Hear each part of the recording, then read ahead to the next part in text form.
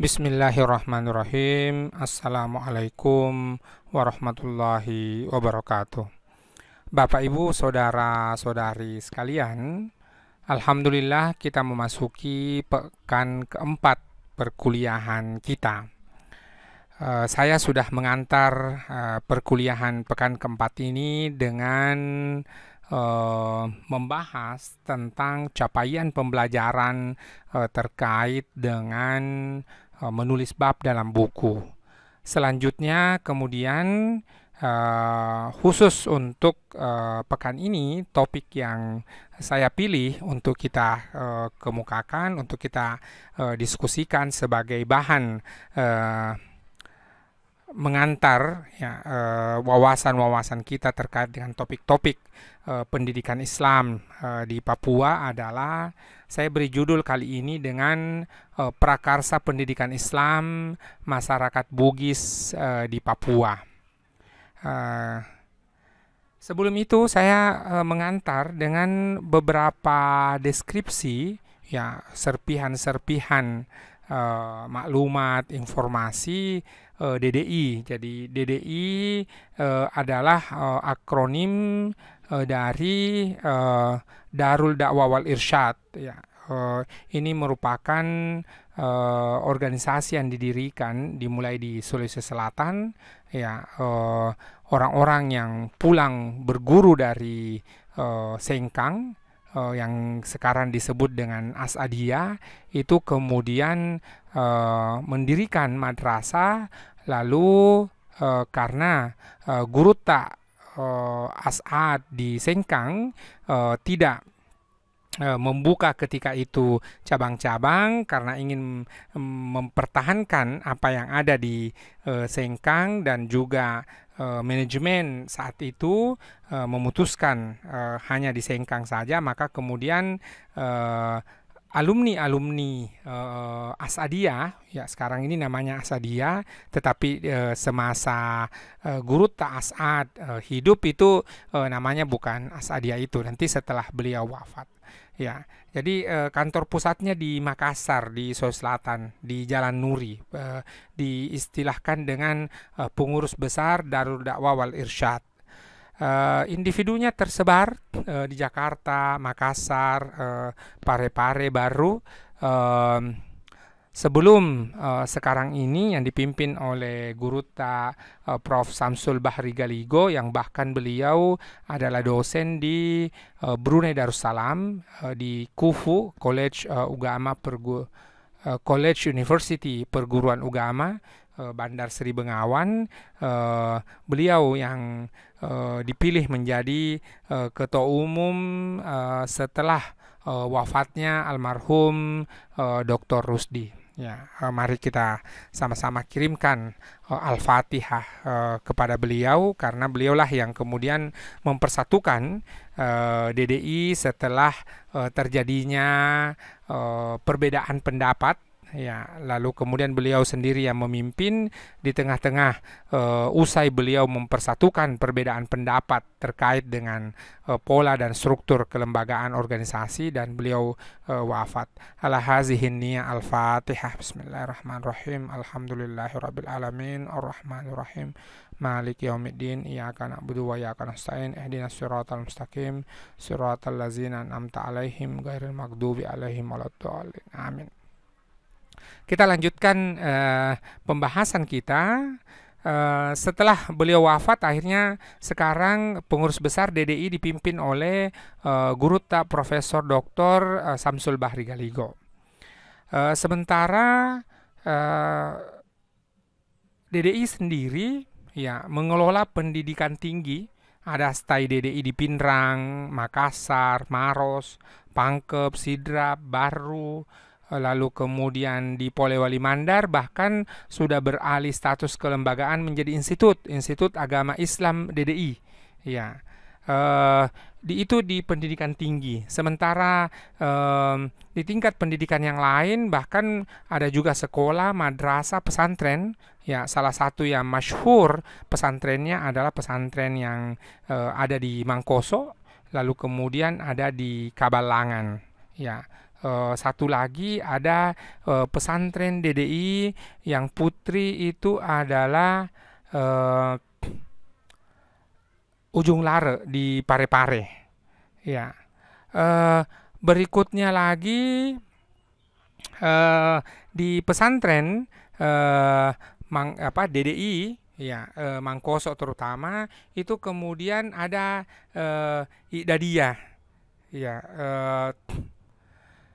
Dari sini kemudian em, karena diskusi manajemen pondok dan orang tua, akhirnya kemudian beberapa tahun Iqdadiyah itu untuk sementara tidak dilaksanakan. Ya. Lalu pilihannya kemudian berbagai saran kembali dari alumni masyarakat, kemudian Iqdadiyah diaktifkan kembali. Tahun pertama ketika pengaktifan Iqdadiyah itu kemudian santri atau wali santrinya boleh memilih apakah mengikuti Iqdadiyah atau tidak. Terakhir sekali santri ataupun santriwati yang mengikuti Iqdadiyah itu tamat di tahun 99. Setelah itu tidak ada lagi, tetapi setelahnya diaktifkan kembali. Termasuk DDI Mangkoso mulai membuat kelas takhasus untuk tahfizul Quran. Jadi ketika mondok di Mangkoso, kemudian santri boleh memilih takhasus untuk program tahfizul Quran. Tapi ini program pilihan, ya tergantung dari santri ataupun dari wali santrinya. Itu sedikit hal terkait dari DDI di Sulawesi Selatan. Selanjutnya adalah saya menyebutnya Papua Bugis. Orang-orang Bugis yang ada di Papua, mereka bahkan diantaranya lahir sekolah, bahkan sekolah dasar di Papua, lalu kemudian ketika sekolah menengah mereka berada di Mangkoso atau di pesantren-pesantren atau lembaga-lembaga DDI. Setelah itu kembali sekolah kembali kuliah di Papua. Itu satu tipikal. Tipikal yang lain juga mereka menempuh pendidikan di sepenuhnya di DDI, lalu setelah sarjana mereka bermigrasi ke Papua. Jadi saya menyebutnya Papua Bugis. Ya. Ketika mereka di Papua, mereka lah yang memprakarsai lembaga-lembaga pendidikan. Ada yang independen, tidak terkait sama sekali dengan DDI. Ada pula yang memberi nama dengan DDI. Nanti pada slide eksplorasi kita akan lihat di situ. Mangkoso sebagai pusat paling tidak adalah pusat silaturahim atau kemudian pusat emosional atau bahkan jaringan kelembagaan juga sampai di situ. Ya. Namun kita perhatikan bahwa DDI tidak saja di Mangkoso, tetapi tersebar sampai ke Merauke. Kalau itu di Papua sudah sampai di Merauke, dan juga ada di Pulau Kijang, ya di Riau sana. Ya, sehingga kadang-kadang kita biasa menyandingkan antara DDI dan Bugis. Ya, kalau dia orang DDI biasanya orang Bugis, dan kalaupun orang Bugis biasanya DDI. Ya, itu menjadi satu sandingan. Ya, tentu ada pola-pola yang lain atau ada tipikal yang lain, tetapi ini satu tipikal yang kita diskusikan. Lalu kemudian DDI ini lebih fokus pada pendidikan Islam. Ya, jadi karena memang semangat pendiriannya adalah dalam rangka mencetak guru-guru agama itu, lalu kemudian pada perkembangannya adalah madrasah, sekolah dan juga pesantren. Ya, bentuk-bentuk sekolah ini ditemukan di Papua. Ya, nanti kita perlu lihat apakah bentuk sekolah juga terjadi di Sulawesi Selatan, tetapi kemudian perkembangan pengurus wilayah DDI sendiri kita bisa saksikan sampai ke Palu, juga di Kalimantan Timur. Ya. DDI salah satu yang menjadi aspek pokok bahasan melalui kelas pasca beberapa waktu yang lalu, Ngesti, saya, dan beberapa kawan lain, kita kemudian mengidentifikasi dan menuliskan tentang kepemimpinan tradisional. Jadi aspek DDI, terutama DDI Mangkoso dalam kaitannya dengan kepemimpinan tradisional. Terkait dengan eksplorasi, coba kita lihat kata kunci DDI, lalu kemudian kata kunci Darul Dakwah wal Irsyad, DDI Papua. Sebelum kita melihat satu persatu itu, saya menuliskan satu artikel. Ini hasil dari kelas di program studi pendidikan agama Islam jurusan Tarbiyah itu diberi judul Pasar, Masjid, dan Madrasah. Ini terbit tahun 2018. Ya, selanjutnya kita mengeksplor topik-topik dari kata kunci yang ada tadi.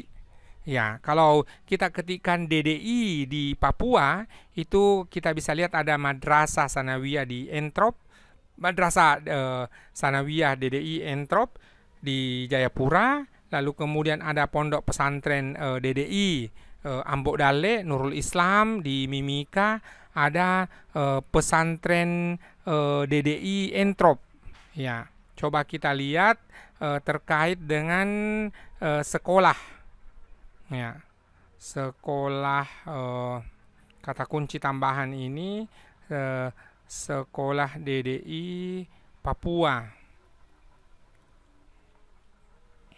Ya, sekolah DDI di Papua. Ya, Darul Dakwah wal Irsyad.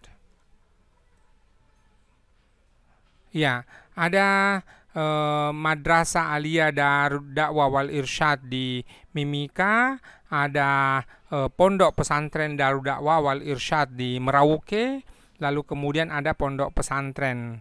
Ya, jangan sampai saya keliru tadi menyebut sekolah. Ya, karena dari dua penelusuran ini hanya ada madrasah dan pesantren. Tetapi nanti kita akan lihat lebih detailnya tentang itu. Ini tadi kembali tentang DDI di Papua, kita bisa lihat ada Madrasah Sanawiyah, ada Ponpes, ya. Jadi paling tidak di Google ini terdeteksi pondok pesantren di Mimika, dan juga ada pondok pesantren ada 3 pondok pesantren Darul Dakwah wal Irsyad Jayapura, ada Darul Dakwah wal Irsyad Merauke, lalu kemudian ada Darul Dakwah wal Irsyad di Mimika. Hanya saja ada yang menggunakan K, ada yang menggunakan tanda kutip tadi. Ya. Ya, Darul Dakwah wal Irsyad Salam di Papua di Mimika. Lalu kemudian ada SMA dan SMK. Ya, ada juga sekolah menengah pertama. Ya, DDI. Jadi sejak awal saya mengeksplorasi bahwa tidak hanya madrasah dan pesantren, ada juga sekolah. Dan setelah kita telusuri lebih lengkap lagi, memang ada sekolah menengah pertama dan ada SMK di situ. Ya. Selanjutnya, kalau diketik secara umum Darul Dakwah wal Irsyad, itu kemudian secara umum bahkan ada yang terbit di Jurnal Management and Administrative Science. Ya. Kemudian ada di jurnalnya Untad. Ya, ada Madrasah Aliyah Darul Dakwah wal Irsyad di Palu, bahkan ada biografi Kiai Haji Abdurrahman Dalle dan sumbangannya dalam dakwah di Sulawesi Selatan, diterbitkan oleh College University Islam Malaysia. Ini ada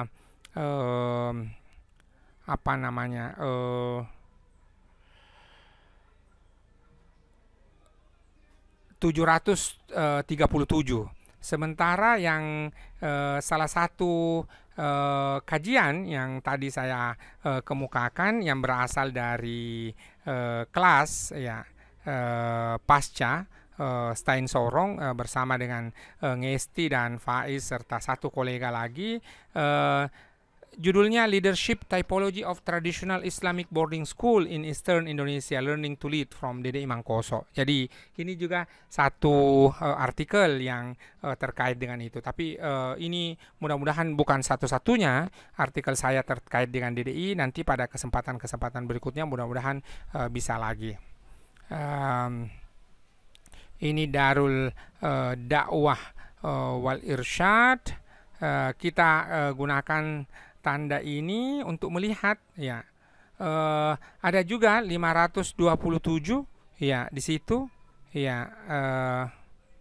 Ada yang di Akba ya, ada satu perguruan tinggi, ada sekolah tinggi komputer di Makassar itu punya jurnal dan ini kemudian terbit di situ.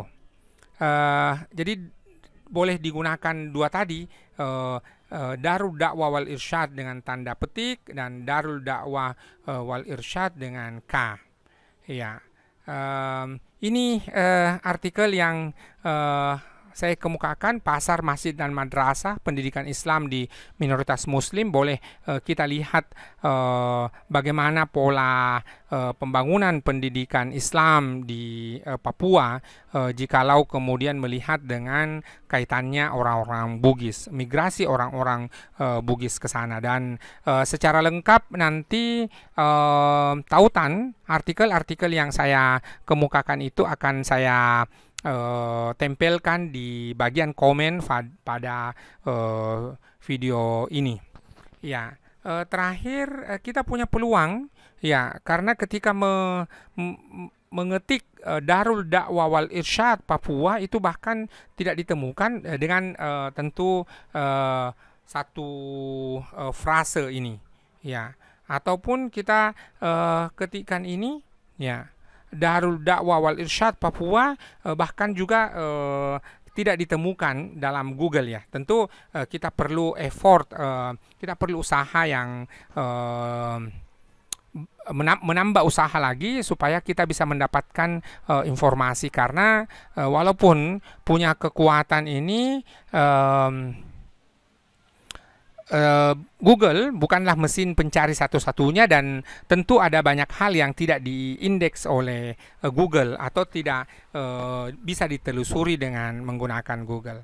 Demikian Bapak Ibu Saudara-saudari sekalian, tetap dipertahankan semangatnya seperti saya sampaikan bahwa kita tetap waspada pencegahan dan menangkal virus corona ini, dan juga tetap produktif.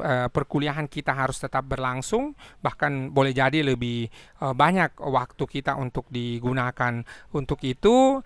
Silahkan capaian-capaian pembelajaran yang menjadi target di awal perkuliahan juga mulai disusun. Terima kasih. Billahi taufiq wal hidayah. Wassalamualaikum warahmatullahi wabarakatuh.